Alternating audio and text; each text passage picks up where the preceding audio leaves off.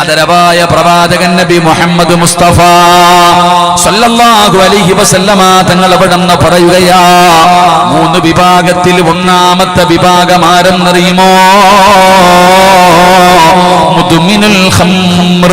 അല്ലാഹുവിന്റെ റസൂൽ അവിടുന്ന് പറയുകയാണ്, കള്ളു കുടിക്കുന്ന ചെറുപ്പക്കാരാ.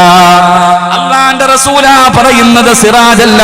പടച്ചവനെ ഈ ഹദീസ് തബറാനിയിൽ കാണാം, ബൈഹഖിയിൽ കാണാം, ഒരുപാട് വലിയ വലിയ ഗ്രന്ഥങ്ങളിൽ കാണാം ഈ ഹദീസുകൾ. സിറാജ് വെറുതെ പറയുന്നതല്ല, അല്ലാഹുവിന്റെ പ്രവാചകനാണ് പറയുന്നത്. ഒരു തമാശയ്ക്ക് പോലും കള്ളം പറയാത്ത ഈ ലോകം തന്നെ സൃഷ്ടിക്കാൻ കാരണക്കാരനായ നബി മുഹമ്മദ് മുസ്തഫ സല്ലല്ലാഹു അലൈഹി വസല്ലമ തങ്ങളാണ് പറയുന്നത്, പടച്ചവനെ സ്വർഗ്ഗം ഹറാമാക്കപ്പെട്ട ഒന്നാമത്തെ വ്യക്തി ആരാ? കള്ള് കുടിക്കുന്നവനാ, കഞ്ചാവടിക്കുന്നവനാ, മയക്കുമരുന്ന് ഉപയോഗിക്കുന്നവനാ, ബ്രൗൺ ഷുഗർ ഉപയോഗിക്കുന്നവനാ, പടച്ചവനെ കയ്യിലേക്ക് മരുന്ന് കുത്തിവെക്കുന്നവനാ, ചെറിയ ചെറിയ വില കൂടിയ സാധനങ്ങൾ വാങ്ങിയിട്ട് നാവിനടിയിലും ശരീരത്തിന്റെ ഭാഗങ്ങളിൽ വെച്ചിട്ട് ലഹരി ആസ്വദിക്കുന്ന യുവത്വേ, റസൂലുള്ളാഹി തങ്ങളാണ് പറയുന്നത്, റസൂലുള്ളാഹി തങ്ങളാണ് പറയുന്നത്, പടച്ചവനെ നീ സ്വർഗ്ഗത്തിലേക്ക് കടക്കൂല. പടച്ചവനെ ഇന്നൊരു പ്രിയപ്പെട്ട മാതാവ് കരഞ്ഞുകൊണ്ട് വിളിക്കുകയാണ്, ഉസ്താദേ ഒരിക്കലും സ്ഥലം പറയരുത്, ഒരിക്കലും സ്ഥലം പറയരുത്, ഉസ്താദ് ദുആ ചെയ്യണേ. പടച്ചവനെ മരുമകളും സ്വന്തം മകനും കൂടെ ഒരുമിച്ചിരുന്ന് ബിയറടിക്കുകയാ. ഒരു ഉമ്മ പറയുകയാ, ഉസ്താദേ ദുആ ചെയ്യണം, എന്റെ മകനും എന്റെ മരുമകളും ഒരുമിച്ചിരുന്ന് ബിയറടിക്കുന്നു. അല്ലാഹു ഈമാൻ നൽകുമാറാകട്ടെ. ഇവിടെ കൂടപ്പുറപ്പുകൾ ഒരുമിച്ചിരുന്ന് കഞ്ചാവടിക്കുന്നു, പിന്നല്ലേ ബിയർ. എടാ മയക്കുമരുന്ന് അടിക്കുന്നു, വൈകുന്നേരം പടച്ചവനെ ഒരുമിച്ചിരുന്ന് അടിക്കുന്നില്ല, ഇപ്പൊ ആരും കള്ളു കുടിക്കണില്ലല്ലോ, ഇപ്പൊ ആരും കള്ളു കുടിക്കണില്ല, കള്ളുകുടിയൊക്കെ മാറി ഇപ്പൊ മറ്റേ ഐറ്റം അടിക്കുന്നത്. അല്ലാഹു ഈമാൻ നൽകുമാറാകട്ടെ. ആമീൻ പറ. അടിച്ചുകൊണ്ട് നടന്നു, പക്ഷെ എവിടെ പോകത്തില്ല, അള്ളാന്റെ സ്വർഗത്തിൽ പോകാമെന്ന് നീ സ്വപ്നത്തിൽ പോലും കരുതണ്ട. എടോ, സ്വർഗത്തിന്റെ വാസന 500 വർഷത്തെ വഴിദൂരം വരെ അടിക്കുന്ന, 500 വർഷത്തെ വഴിദൂരം വരെ അടിക്കും സ്വർഗത്തിന്റെ വാസന. അതുപോലും നിനക്കൊന്നും അള്ളാഹു തരൂല. അള്ളാഹു ഈമാൻ നൽകുമാറാകട്ടെ. കള്ളും കഞ്ചാവും മയക്കുമരുന്നും അടിച്ചുകൊണ്ട് നടക്കുന്നത്, പടച്ചോൻ അതൊക്കെ ഇങ്ങനെ നടക്കല്ലേ, ആര് പറഞ്ഞാലും കേൾക്കൂല, ആര് പറഞ്ഞാലും കേൾക്കൂല. കള്ളു കുടിച്ചുകൊണ്ട് നടക്കുന്ന ചെറുപ്പക്കാര മക്കളെ, നിനക്ക് എന്തേടാ നിന്റെ അവസ്ഥ അറിയാത്തത്? നിനക്ക് നിന്റെ വില അറിയോ? എടാ, നിന്റെ അടുത്ത് സലാം പോലും പറയാൻ പാടില്ല എന്നാണ് നിയമങ്ങൾ പറയുന്നത്. കള്ളു കുടിച്ചുകൊണ്ട് നടക്കുന്ന ഒരുത്തനോട് എന്തു പറയാൻ പാടില്ല? സലാം പോലും പറയാൻ പാടില്ല എന്നാ. അള്ളാഹുവിന്റെ ഗുണവും രക്ഷയും നിന്റെ മേൽ ഉണ്ടാകട്ടെ എന്ന് പോലും പറയാൻ പാടില്ല. അള്ളാഹു ഈമാൻ നൽകുമാറാകട്ടെ. ആലോചിക്കുക, അവൻ മരിച്ച അവന്റെ മയ്യത്ത് പോലും എന്താ. അപ്പം എന്റെ പ്രിയപ്പെട്ട സഹോദരങ്ങളെ, കള്ളു കുടിക്കലോ, നിങ്ങൾക്ക് എന്താ ഇങ്ങനെ ആയിപ്പോയി? എന്തേ പറ്റുന്നില്ല? കള്ളും കഞ്ചാവും അടിച്ച് നടക്കുന്ന ചെറുപ്പക്കാർ എന്തിനാ മോനെ ഈ ചെറിയ പ്രായത്തിൽ ഇങ്ങനെയൊക്കെ ചെയ്യണേ? ഒന്ന് നന്നായിക്കൂടെടാ, ഒന്ന് നന്നായിക്കൂടെ? റസൂലുള്ളാഹി തങ്ങളല്ലേ പറഞ്ഞു. അല്ലാഹു കാക്കുമാറാകട്ടെ.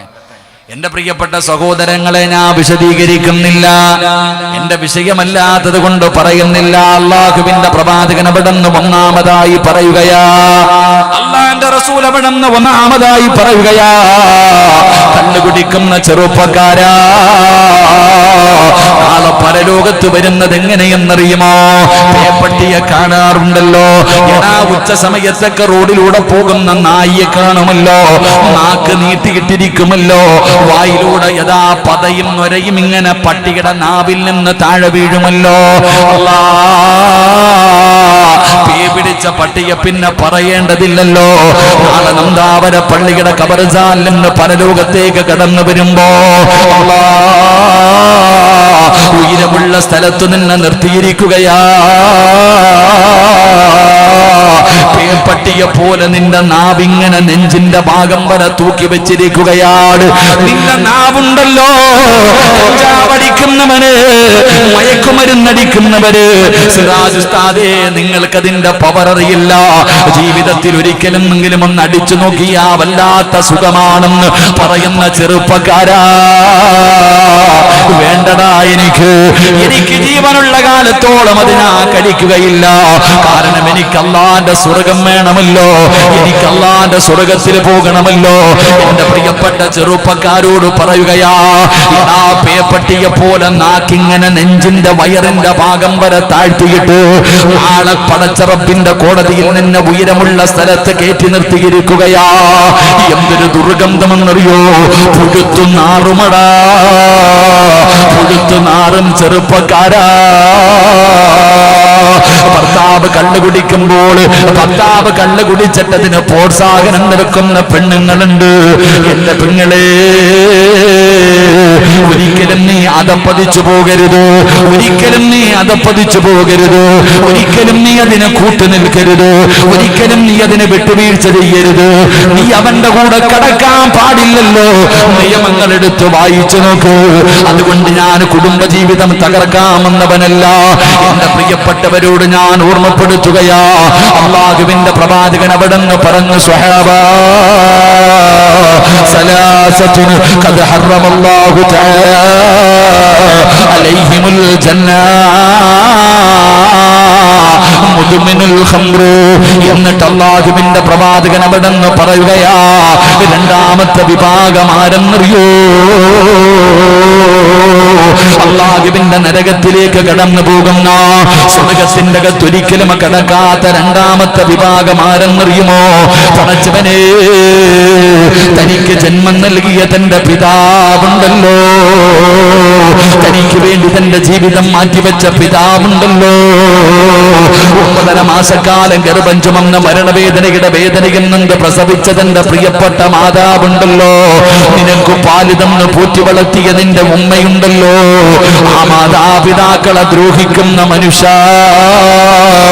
ആ മാതാപിതാക്കളെ വേദനിപ്പിക്കുന്ന മനുഷ്യ, ആ മാതാപിതാക്കളെ തല്ലുന്ന ചെറുപ്പക്കാരാ, കുത്തുവാക്കുകളും പരിഹാസങ്ങളും പറയുന്ന യുവത്വമേ, മാതാപിതാക്കളെ വേദനിപ്പിക്കുന്നവര്, നീ അല്ലാഹുവിന്റെ സ്വർഗത്തിലേക്ക് കടക്കില്ല എന്ന് ആദരവായ പ്രവാചകൻ നബി മുഹമ്മദ് മുസ്തഫ സല്ലല്ലാഹു അലൈഹി വസല്ലമ തങ്ങള്. അപ്പൊ നിങ്ങൾ പറയും, ഉസ്താദേ, ഞങ്ങൾ ഉമ്മാനെ തല്ലാറില്ല, ഞങ്ങൾ ഉമ്മാനെ ചീത്ത വിളിക്കാറില്ല, നീ ഒന്നും ചെയ്യാറില്ല. പക്ഷേ മോനെ, നീ ചെയ്യുന്ന ചില കാര്യങ്ങളുണ്ട്.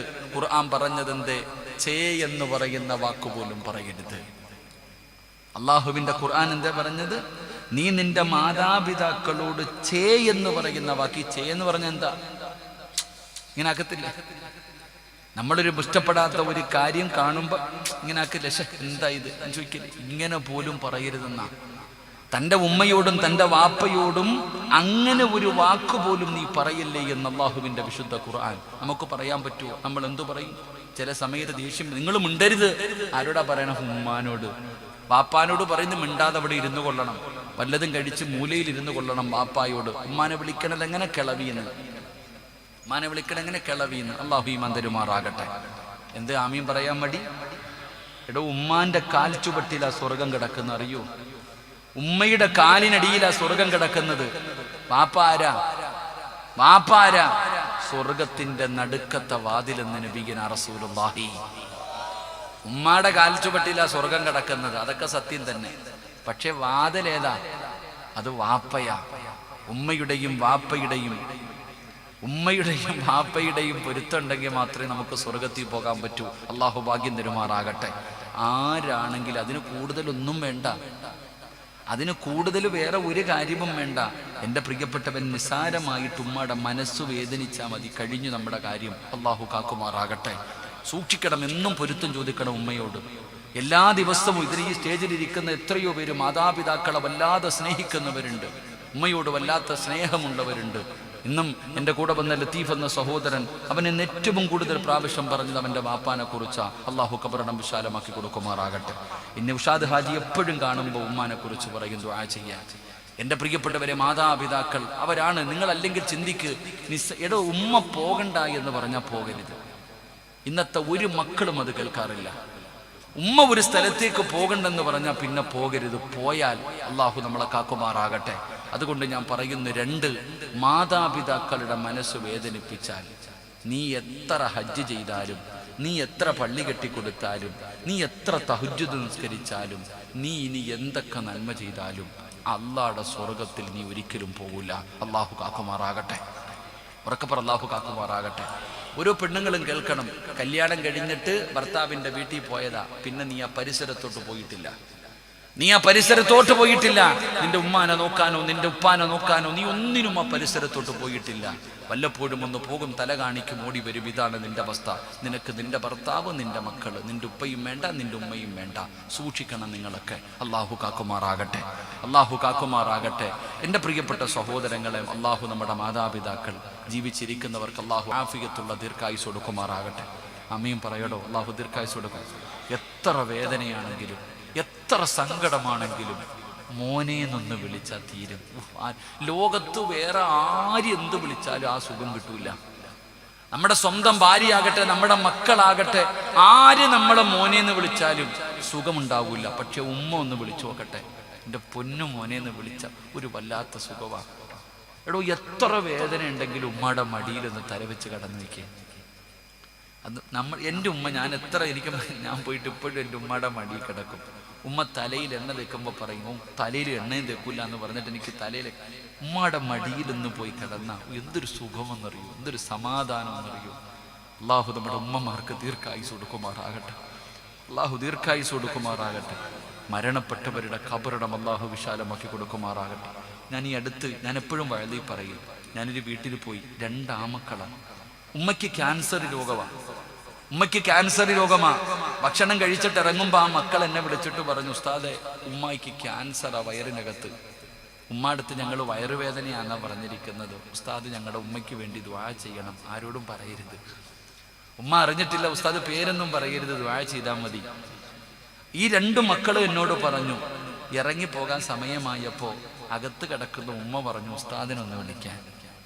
ഞാൻ അകത്തേക്ക് കയറി ചെന്നപ്പോൾ മക്കളോട് പറഞ്ഞു, വാതിലടച്ചേക്കാൻ, നിങ്ങൾ പുറത്തു പോകാൻ. ഞാൻ ആ ഉമ്മാൻ്റെ അടുത്ത് പോയിരുന്നു. ഉമ്മ എന്നോട് പറഞ്ഞു, ഉസ്താദെ എനിക്ക് ക്യാൻസർ ആണെന്ന് എൻ്റെ മക്കൾ അറിയുന്നതിനേക്കാളും മുമ്പേ ഞാൻ അറിഞ്ഞു. എനിക്കറിയാം എനിക്ക് ക്യാൻസർ ആണെന്ന്, പക്ഷെ എൻ്റെ മക്കൾ വിചാരിച്ചിരിക്കുന്നത് എനിക്കറിയില്ല എന്ന. അവരങ്ങനെ തന്നെ നടക്കട്ടെ ഉസ്താദെ. ഞാൻ അറിഞ്ഞു എന്ന് പറഞ്ഞാൽ, എനിക്ക് ക്യാൻസർ ആണെന്ന് ഞാൻ അറിഞ്ഞു എന്ന് എൻ്റെ മക്കൾ അറിഞ്ഞാൽ അവർ കരയല്ലോ ഉസ്താദെ. അതാണ് ഉമ്മ. അള്ളാഹു നമ്മുടെ ഉമ്മമാർ ഖബറിടം വിശാലമാക്കി കൊടുക്കുമാറാകട്ടെ. അള്ളാഹു മഗ്ഫിറത്തും മർഹമത്തും നൽകി അനുഗ്രഹിക്കുമാറാകട്ടെ. എൻ്റെ പ്രിയപ്പെട്ടവരെ, സംഘാടകർ ബക്കറ്റ് എടുത്തു. ഇത് നിങ്ങൾക്കുള്ളതല്ല, ഇത് നിങ്ങൾക്ക് ആർക്കും ഉള്ളതല്ല. നമ്മുടെ ഉമ്മയ്ക്ക് വേണ്ടി, നമ്മുടെ ഉപ്പയ്ക്ക് വേണ്ടി, എൻ്റെ പ്രിയപ്പെട്ടവരെ, നമ്മുടെ മാതാപിതാക്കൾക്ക് വേണ്ടി ഒരു സദഖ, വേറൊന്നും വേണ്ട. എൻ്റെ പ്രിയപ്പെട്ടവരെ, മരണപ്പെട്ടു പോയവരുണ്ട്. നന്ദാവര പള്ളിയുടെ ഖബർസാറിൽ കിടക്കുന്നുണ്ട്. എവിടാണെന്ന് പോലും അറിയില്ല. അവരുടെ ഖബർ എവിടാണെന്ന് പോലും അറിയില്ല. അവരുടെ ഖബറിന്റെ അവസ്ഥ എന്താണെന്ന് നമുക്കറിയില്ല.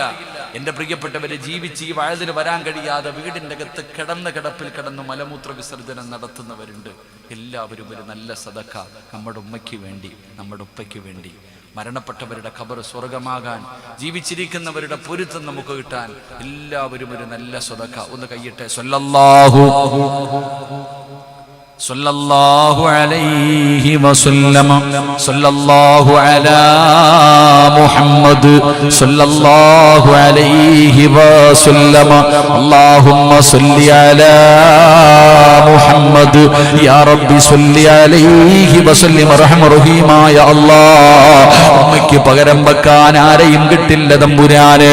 വാപ്പയ്ക്ക് പകരം വെക്കാൻ വേറെ ഒരാളെയും കിട്ടില്ല തമ്പുരാന്. നിങ്ങളെ ഒരുപാട് കഷ്ടപ്പെട്ട് വളർത്തിയവരാ അല്ലാഹ്, നിങ്ങൾക്ക് വേണ്ടി ഒരുപാട് പട്ടിണി കിടന്നവരാ അല്ലാഹ്. പടച്ചവനെ, ആരെല്ലാം തന്റെ മാതാപിതാക്കളുടെ പേരിൽ ഒരു സദഖ കൊടുക്കുന്നുണ്ടോ അല്ലാഹ്, മരണപ്പെട്ടവരുടെ ഖബറിടം വിശാലമാക്കണേ അല്ലാഹ്.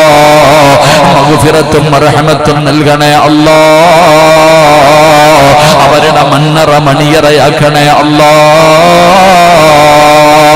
എന്റെ പ്രിയപ്പെട്ട പെങ്ങളെ, ഇന്ന് നിന്റെ ശരീരത്ത് കിടക്കുന്ന സ്വർണ്ണമൊക്കെ എവിടെ നിന്ന് കിട്ടിയതാണെന്ന് ചിന്തിക്കൂ. നീ വെച്ചിരിക്കുന്ന മനോഹരമായ കൊട്ടാരം എവിടെ നിന്ന് കിട്ടിയതാ? അത് നിന്റെ വാപ്പയുടെ വിയർപ്പാട്, അത് നിന്റെ ഉപ്പയുടെ രക്തമാണ്. മറന്നു പോകരുത്. പടച്ചവരെ, പള്ളിപ്പറമ്പിലാണ്. നീ ഒരിക്കൽ പോലും അവിടെ പോകാൻ നിന്നെ നിന്നെ കൊണ്ട് കഴിഞ്ഞിട്ടില്ലല്ലോ, ആ ഉപ്പാന് വേണ്ടി ആ അമ്മാന് വേണ്ടി ഒരു നല്ല സദക്ക കൊടുക്കോ. എന്തിനാ ഒരു മദ്രസ പണിയാനല്ലേ, എന്തിനാ ഒരു മദ്രസ പണിയാനല്ലേ. രാവിലെ വാക്കബോധമല്ലോ, സ്വലാത്ത് പറയുമല്ലോ, ഖുർആൻ ഓതുമല്ലോ, ഹദീസ് പഠിക്കുമല്ലോ. അതിന്റെ ഒരു പ്രതിഫലം നിന്റെ മാതാപിതാക്കളുടെ മണ്ണറയിലേക്ക് കടന്നു ചെല്ലുമല്ലോ. അതുകൊണ്ട് മനസ്സറിഞ്ഞുകൊണ്ടൊരു സദഖ കൊടുക്കൂ. അല്ലാ, ഞങ്ങളുടെ മാതാപിതാക്കളിൽ മരണപ്പെട്ടവരുടെ ഖബറിടം സ്വർഗമാക്കണേ അല്ലാ. ഞങ്ങളെപ്പോലെ ഒരു നല്ല മകനെ അല്ലാഹു എനിക്ക് നൽകിയല്ലോ എന്നോർത്തവര് ഖബറിന്റെ അകത്ത് കിടന്ന് ദുആ ചെയ്യണേ അല്ലാ.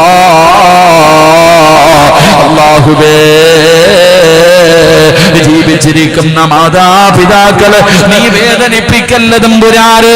വീടിന്റെ അകത്ത് കിടന്ന് വേദന സഹിക്കാൻ കഴിയാതെ കിടന്ന് പിടയുന്നത് കാണേണ്ട അവസ്ഥ വരുത്തല്ല റബ്ബേ. അല്ലാ, അവരുടെ കാൽ ചുവട്ടിൽ കിടക്കുന്ന സ്വർഗം നൽകണേ അല്ലാ. അതുകൊണ്ട് പടച്ചവന് രണ്ടാവരയുടെ പരിസരത്തുള്ള ഈ പാവപ്പെട്ടവന്റെ വാലുകൾക്കാർ കടന്നു വന്ന് എന്റെ പ്രിയപ്പെട്ട ചെറുപ്പക്കാരോട് പറയുകയാ, ഉമ്മാനെ വെറുക്കല്ലേടാ, ഉപ്പാനെ വെറുക്കല്ലേ, അവരോട് ദേഷ്യപ്പെടല്ലേ, അവരെ നീ തല്ലല്ലേ, അവരെ വാക്ക് കൊണ്ടുപോലും ഒരു നോട്ടം കൊണ്ടുപോലും നീ അവരുടെ മനസ്സ് വേദനിപ്പിക്കല്ലേ. വേദനിപ്പിച്ചാ നീ ദുനിയാവിലും ആഖിറത്തിലും രക്ഷപ്പെടൂല.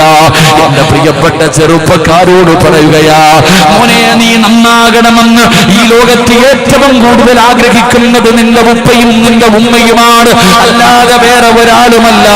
അതുകൊണ്ട് ചെറുപ്പക്കാരോട് ഒന്നേ എനിക്ക് പറയാനുള്ളൂ, എടാ പടച്ചവൻ അല്ലാഹുവിന്റെ റസൂല് പറഞ്ഞല്ലോ, 3 തെറ്റുകൾ ചെയ്താൽ, 3 പാപങ്ങൾ ചെയ്താൽ അവന് മരണത്തിന് ശേഷമല്ല, അവന് ഖബറിന്റെ അകത്തല്ല, അവന് നരകത്തിലല്ല, അവന് പരലോകത്തല്ല, ഈ ദുനിയാവിൽ വെച്ച് തന്നെ അല്ലാഹു ശിക്ഷ കൊടുക്കുമെന്ന് ആദരവായ പ്രവാചകൻ നബി മുഹമ്മദ് മുസ്തഫ. 3 പാപം ചെയ്താൽ മരണത്തിന് ശേഷമല്ലട ചെറുപ്പക്കാരാ. പെങ്ങളെ ഇനിയെങ്കിലും പഠിക്കൂ. സ്കൂളിൽ പഠിക്കുന്ന ചെറുപ്പക്കാരികൾ, 10ലും +1ലും +2ലും പഠിക്കുന്ന പെൺകുട്ടികൾ, ഉമ്മ എന്തെങ്കിലും പറയുമ്പോ കയർത്ത് സംസാരിക്കുന്ന പെൺകുട്ടികൾ, നീ എന്ന് വലുതായി പോയെന്ന് തോന്നുന്ന പെങ്ങള്, മോളെ മരണത്തിന് ശേഷമല്ലടൂ, മരണത്തിന് ശേഷമല്ല, അവിടെ വെച്ച് തന്നെ തരും. അസ്റായിൽ നിന്റെ റൂഹ് പിടിക്കാൻ കടന്നു വരുന്നതിന് മുമ്പ് ഈ ദുനിയാവിൽ വെച്ച് നീ അനുഭവിക്കും പെണ്ണ്, ഈ ദുനിയാവിൽ കിടന്ന് നിലവിളിക്കും പെണ്ണ്, ഈ ദുനിയാവിൽ കിടന്ന് യാചിക്കും പെണ്ണുകള്. അല്ലാഹുവിന്റെ റസൂലാണ് പറയുന്നത്, 3 തെറ്റുകൾ ചെയ്താൽ, 3 പാപങ്ങൾ ചെയ്താൽ ഈ ദുനിയാവിൽ വെച്ച് തന്നെ അല്ലാഹു നിനക്ക് ശിക്ഷ തരുമെന്ന് ആദരവായ പ്രവാചകൻ നബി മുഹമ്മദ് മുസ്തഫ. ഉസ്താദെ, അതൊക്കെ മരണത്തിന് ശേഷമല്ലേ? അല്ലടാ മോനെ, ഇവിടെ വെച്ച് തന്നെ നിനക്ക് അല്ലാഹു തരും. അല്ലാഹു നമ്മളെ കാക്കുമാറാകട്ടെ, അല്ലാഹു നമ്മളെ കാക്കുമാറാകട്ടെ. 3 തെറ്റുകൾ. 1, മാതാപിതാക്കളെ വേദനിപ്പിക്കുന്നവന് മരണത്തിന് ശേഷം വേറെ, ഇവിടെ വെച്ച് തന്നെ അല്ലാഹു തരും. അല്ലാഹു നമ്മളെ കാക്കുമാറാകട്ടെ. എത്രയോ പേര് അനുഭവിക്കണില്ലേ? മാതാപിതാക്കളെ കണ്ണുനീര് കുടിപ്പിച്ച ഒരുത്തനെങ്കിലും നേരെയായിട്ടുണ്ടോ മനുഷ്യ ഈ ലോകത്ത്? ഇല്ലടാ. എത്ര വലിയ കൊലകൊമ്പനാണെങ്കിലും തല്ലണമെന്നോ ചീത്ത വിളിക്കണമെന്നൊന്നുമില്ല. ഒരു സഹാബി നിസ്കരിച്ചു കൊണ്ടിരിക്കുമ്പോൾ ഒരു മഹാൻ സഹാബി, ഒരു മഹാൻ നിസ്കരിച്ചു കൊണ്ടിരിക്കുമ്പോൾ ഉമ്മ വെളിയിൽ വന്ന് നിന്ന് വിളിച്ചു, മോനെ ജുറൈജ്. ജുറൈജ് എന്ന് പറയുന്ന ചെറുപ്പക്കാരൻ നമ്മളെ പോലെ കഞ്ചാവടിച്ച് നടക്കുന്നവനല്ല. 24 മണിക്കൂറും ഇബാദത്ത, പെണ്ണുപോലും കെട്ടിയിട്ടില്ല. ജുറൈജ് ഒറ്റയ്ക്ക് ഭയങ്കര നിസ്കാരവാ. വീട്ടിൽ നിന്നാ നിസ്കരിക്കാൻ പറ്റാത്തത് കൊണ്ട് ഒറ്റയ്ക്ക് പോയി റൂം കെട്ടിയിട്ട് രാവും പകലും നിസ്കാരം. മോനെ കാണണമെന്ന് ഉമ്മയ്ക്ക് ആഗ്രഹം. ഉമ്മ വന്നിട്ട് വിളിച്ചു, മോനെ ജുറൈജ്. ജുറൈജ് നിസ്കരിച്ചുകൊണ്ടിരിക്കുക. കൈയടിച്ചില്ല. കൈയടിച്ചിട്ട് സലാം വീട്ടിക്കിട്ട് എന്തേന്ന് ചോദിക്കാമെന്ന് കരുതി ഉമ്മ വീടിന് വെളിയിൽ കാത്തു നിന്നു. കുറച്ച് കഴിഞ്ഞപ്പോൾ ഒന്നും മറുപടി ഉമ്മ പോയി. ജുറൈജ് നിസ്കാരം കഴിഞ്ഞ് ഇറങ്ങി നോക്കിയപ്പോഴത്തേക്ക് ഉമ്മ പോയി. ഉമ്മ പിന്നെയും വന്നപ്പോഴും ജുറൈജ് നിസ്കാരത്തില. ഉമ്മ വിളിച്ചു, മോനെ ജുറൈജ്. ഇല്ല, അപ്പോഴും നിസ്കാരത്തില. സത്യത്തിൽ ഇസ്ലാമിന്റെ നിയമം എന്തെന്നറിയോ? ഈ കെട്ടിയ കൈ അടിക്കാൻ പാടില്ല എന്നാ. നിസ്കരിക്കാൻ വേണ്ടി ഒരാൾ കൈകെട്ടി കഴിഞ്ഞാൽ ആ കൈ അടിക്കാൻ പാടുണ്ടോ? അടിക്കാൻ പാടില്ല. എന്നാൽ നീ സുന്നത്ത് നിസ്കരിച്ചു കൊണ്ടിരിക്കുന്ന സമയം നിന്റെ ഉമ്മ വന്നിട്ട്, ഇപ്പൊ ഞാൻ സുന്നത്ത് നിസ്കരിക്കുക, എന്റെ ഉമ്മ വന്നിട്ട് സിറാജേ, മോനെ സിറാജേ എന്ന് വിളിച്ച അള്ളാടെ മുന്നിൽ കെട്ടിയിരിക്കണ ഈ കൈ അഴിച്ചിട്ടിട്ട് എന്തേ ഉമ്മച്ചി എന്ന് ചോദിക്കണമെന്ന് നബിയുനാ റസൂലുള്ളാഹി. അതാടെ ഉമ്മ. അള്ളാടെ മുന്നിൽ കെട്ടിയ കൈ പിന്നെ അടിക്കാൻ പാടില്ല എന്നാ. പക്ഷെ ഉമ്മ വിളിച്ചാലോ നിസ്കാരമല്ല. പടച്ചവനെ, ഞാൻ അങ്ങനെ നിൽക്കരുത്. ജുറൈജിനത് അറിയില്ലായിരുന്നു. ജുറൈജ് എന്ത് ചെയ്ത് നിസ്കരിച്ചുകൊണ്ട് തന്നെ നിന്നു. ഉമ്മ വിളിച്ചു, കൈ അഴിച്ചില്ല, ഉമ്മ പോയി. പക്ഷെ മൂന്നാമതും വന്നു, അപ്പോഴും നിസ്കാരം. പക്ഷെ ഉമ്മയുടെ മനസ്സ് വേദനിച്ചു. എൻ്റെ വല്ലാത്ത നിസ്കാരല്ലേ അള്ളാഹുവേ, മരിക്കുന്നതിന് മുമ്പ് ഇവനെ ഒന്ന് നാണം കെടുത്തിയേക്കണേ പടച്ചവനെ, ഒരൊറ്റ വാക്ക്. അവൻ എത്രയും വലിയ നിസ്കാരവും വലിയ ഇതും. പടച്ചവനെ, ഇവനെ മരിക്കുന്നതിന് മുമ്പ് നീ ഇവനെ ഒന്ന് നാണം കെടുത്തണം പടച്ചവനെ. ഉമ്മ ഒറ്റ വാക്കും പറഞ്ഞിട്ട് പോയി. ജുറൈജ് ഇതൊന്നും അറിഞ്ഞില്ല. പടച്ചവനെ, ജുറൈജ് ചെറുപ്പക്കാരനാ. ആ നാട്ടിലെ ഏറ്റവും വഴിപടച്ച ഒരു സുന്ദരിയായ പെണ്ണുണ്ട്. ഇവനെ എപ്പോഴും ലൈനടിക്കുന്നുണ്ട്. പക്ഷെ ജുറൈജ് വീഴണില്ല. ഈ പെണ്ണ് ജുറൈജിന്റെ റൂമിനകത്ത് പോയിട്ട് ഉടുതുണി ഉരിഞ്ഞ് കാണിച്ചു കൊടുത്തു. എന്നിട്ട് ഈ ചങ്ങാതി നിസ്കരിച്ചുകൊണ്ടിരിക്കുക. പക്ഷെ ഈ പെണ്ണെന്ത് ചെയ്ത് വരുന്നതും പോകുന്നതും നാട്ടുകാർ കണ്ടു. ഒരു ദിവസം ഈ പെണ്ണ് നാട്ടുകാരോട് പറയുന്നു, ഞാൻ എൻ്റെ കയ്യിലിരിക്കുന്ന ഈ കുഞ്ഞിന്റെ വാപ്പ ജുറൈജ. നാട്ടുകാരോട് മുഴുവനും പറഞ്ഞുകൊണ്ട് നടന്നു. ഈ പെണ്ണ് പറയുക, ഈ കുഞ്ഞിന്റെ വാപ്പ ജുറൈജ. പടച്ചവനെ നാണം കെടാൻ തുടങ്ങി. പറയണ പള്ളിയിലെ ഖതീബിനെ കുറിച്ച് കേട്ടാ പിന്നെ വിടുവോ? വീടൊക്കെ തല്ലി പൊളിച്ചു, ജുറൈജിനെ അടിച്ചു. വല്ലാത്ത പ്രശ്നമായി. നാട്ടുകാർ മുഴുവനും നാറി നാണം കെട്ടു. ജുറൈജ് തങ്ങൾ ഇങ്ങനെ ചിന്തിക്കുക, അല്ലാ ഞാൻ എന്ത് തെറ്റ് ചെയ്തിട്ടാ അല്ലാ. അവസാനം ജുറൈജ് റളിയല്ലാഹു തആല മഹാനവറുകളുടെ ചരിത്രം പറയുന്നു, എല്ലാവരുടെ മുന്നിൽ നാണം കെട്ടു. ചോര കുഞ്ഞിനെ കൊണ്ടുവന്ന് നിർത്തിയിട്ട് പെണ്ണു പറയുന്നു, ഇതിന്റെ വാപ്പ ജുറൈജ്. ഇങ്ങനെ കാണിച്ചു കൊടുക്ക, ഒരു തെളിവുമില്ല. കാരണം ഈ പെണ്ണ് കയറി ഇറങ്ങി പോകുന്നത് നാട്ടുകാർ കണ്ടിട്ടുണ്ട്. അവസാനം ജുറൈജ് ചോദിച്ചു, എനിക്ക് സത്യം തെളിയിക്കാൻ ഒരു നിമിഷം തരുമോ?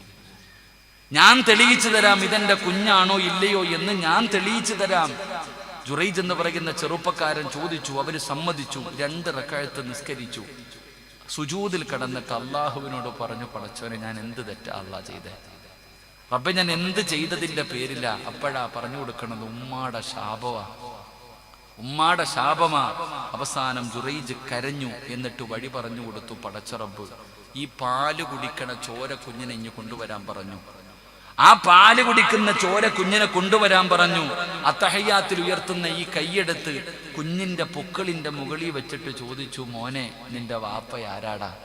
എല്ലാരും ചോദിച്ചു, ജുറൈജ, നീ എന്താടാ ഞങ്ങളെ കളിയാക്കുകയാ? ഈ പാല് കുടിക്കണ കുഞ്ഞ് സംസാരിക്കോ? ഈ പാല് കുടിക്കുന്ന കുഞ്ഞ് സംസാരിക്കോ? നീ എന്താ ഞങ്ങളെ പരിഹസിക്കുകയാണോ? ജുറൈജ് പിന്നെയും ചോദിച്ചു, മോനെ, നിന്റെ വാപ്പ ആരാടാ? ഉറക്ക വിളിച്ചു പറ. അപ്പ ആ കുട്ടി പറഞ്ഞു കൊടുത്തു, എൻ്റെ വാപ്പ ജുറൈജല്ല, ഒരാട്ടിടയനാ. അള്ളാഹു നമുക്ക് ഈമാൻ നൽകുമാറാകട്ടെ. എന്തിൻ്റെ പേരിൽ? നിസ്കരിച്ചു കൊണ്ടിരുന്ന സമയത്ത് ഉമ്മ വിളിച്ചിട്ട് വിളി കേൾക്കാത്തതിൻ്റെ പേരിൽ. അപ്പൊ പിന്നെ നമ്മുടെ കാര്യം പറയണ്ടല്ലോ. അള്ളാഹു കാക്കുമാറാകട്ടെ. മഹാനായ നബി മുഹമ്മദ് മുസ്തഫ സല്ലല്ലാഹു അലൈഹി വസല്ലമ തങ്ങൾ പറയുന്ന മൂന്നാമത്തെ മനുഷ്യനാരാ?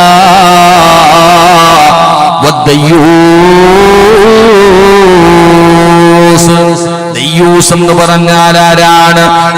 അല്ലാഹുവിന്റെ റസൂൽ അവിടെന്ന് പറയുകയാ, വദ്ദയ്യൂസു അല്ലദീ യുഖിറു ഫീ അഹ്ലിഹി അൽ ഖബസാ. വിഷയത്തിലേക്ക് കടന്നു വരികയാ.